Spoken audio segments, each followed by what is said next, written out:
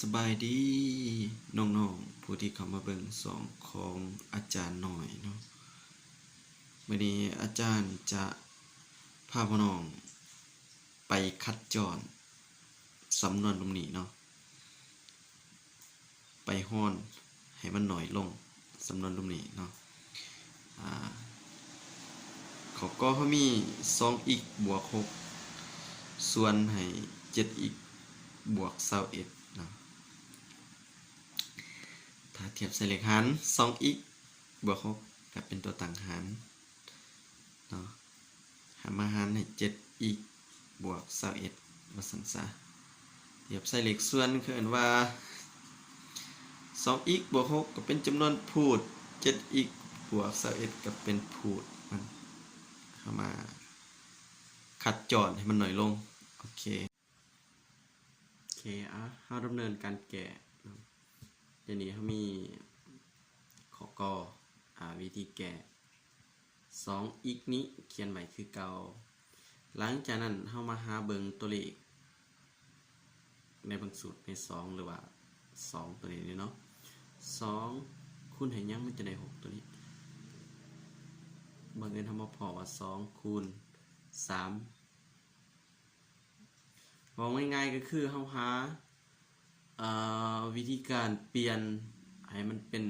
รูปแบบสามารถแยกออกเป็นส่วนคูณได้ว่าซั่นซะตัวนี้ก็คือ7 อีกบวก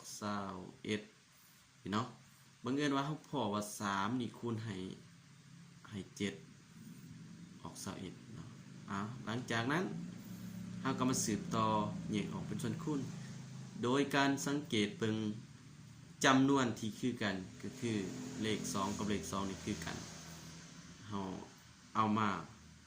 ไว้อยู่ทั้งหน้าหรือว่าเราแยกออกเป็นส่วนคูณนั่นเองส่วนภาคส่วนที่ว่ามันบ่คือกันนี้แม่นเราเอาไว้ในวงเล็บว่าซั่นซะหลังจากนั้นเราก็ได้นี่แหละภาคส่วนที่มันบ่คือกันก็คืออีกบวก3นี่ก็ใส่อีกบวก3อยู่ทั้งในตัวรุมก็เช่นเดียวกันเนาะเราสังเกตเบิ่งว่าภาคส่วนที่มันคือกันมันมีตัวใดในนี้เราสังเกตเห็นแล้วเนาะคือเลข7เอาไว้อยู่เนาะเอาไว้อยู่ทั้งหน้าว่าซั่นซะภาคส่วนที่มันบ่คือกันนี่หลังจากนั้นตัวนี้ตัดออก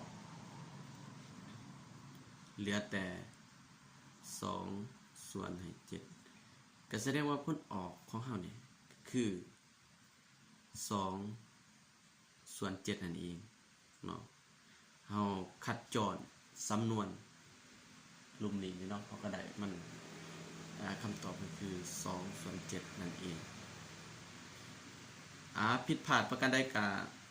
ครูน้อยก็ขอโทษขออภัยเนาะบ่ละเอียดก็ต้องขออภัยน